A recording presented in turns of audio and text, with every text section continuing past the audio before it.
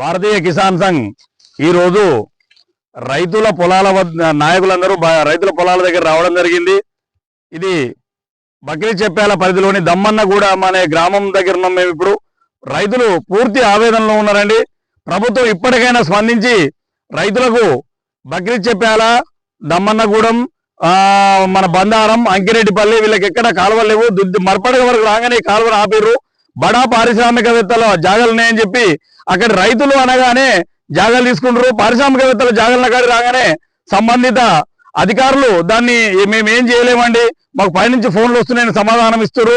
దయచేసి ముఖ్యమంత్రి గారు ఇప్పటికైనా స్పందించి ఈ సిద్దిపేట జిల్లాలోని ఈ గ్రామాల్లో ఈ వరిసేను పూర్తిగా ఎండిపోతున్నాయి కాబట్టి వెంటనే స్పందించి వీళ్ళ కాలువలు పూర్తి చేస్తే వచ్చే సంవత్సరమైనా వీరు పంట పండించుకోవడానికి అవకాశం ఉంటుంది. ఈ సంవత్సరం ఎండిపోయిన పంటలకు ప్రభుత్వం వెంటనే ఒక ఎకరానికి పెట్టుబడి పెట్టాలని 30,000 రూపాయలు అవుతుందండి. ఈ 30,000 రూపాయలు ప్రభుత్వం ఎకరానికి 30,000 రూపాయలు ఇవ్వాలని మేము డిమాండ్ చేస్తా ఉన్నాం. రైతుకు ఒక సంవత్సరం పంట 6 నెలలు పంట పండిస్తే భార్యాభర్తలు జీతం పడే పరిస్థితి లేదు. దానికి తోడుగా ఈ రోజు ఈ పొలాలు ఎండిపోవడం వల్ల తీవ్ర ఇబ్బందుల పాలవుతారు. రైతులు మళ్ళీ బోర్ల దిక్కు మరుతురు. ఎందుకంటే మొన్నటి వరకు డ్యాములు మాకున్నాయి, మేము బోర్డు ఏమని అనుకున్న స్థితి నుంచి మళ్ళీ మాకు బోర్డే దిక్కు అనే దిక్కు రైతులు మరుతురు. దీనివల్ల ఆత్మహత్యలు జరిగే ప్రమాదం ఉంది తెలంగాణ జిల్లా, మా సిద్దిపేట జిల్లాలో. కాబట్టి ప్రభుత్వం వెంటనే స్పందించి ఈ రైతు ఆత్మహత్యలు జరగకూడదంటే వీళ్ళు వెంటనే కాలువలు తీసి పొలాలు వారేయాలని కోరుతున్నాం. ఈ ఎండిపోయిన వరి కూడా నష్టపరిహారం వెంటనే చెల్లించాలి. ఎకరానికి 30,000 రూపాయలు ఏఈఓలో సర్వే చేయించి ఎకరానికి 30,000 రూపాయలు ఇవ్వాలని ప్రభుత్వం డిమాండ్ చేస్తా ఉన్నాం. ఈ ప్రభుత్వము రైతు లేనిదే రాజ్యం లేదని ఊకదంపుడు ఉపన్యాసాలు ఇచ్చుడు కాదండి.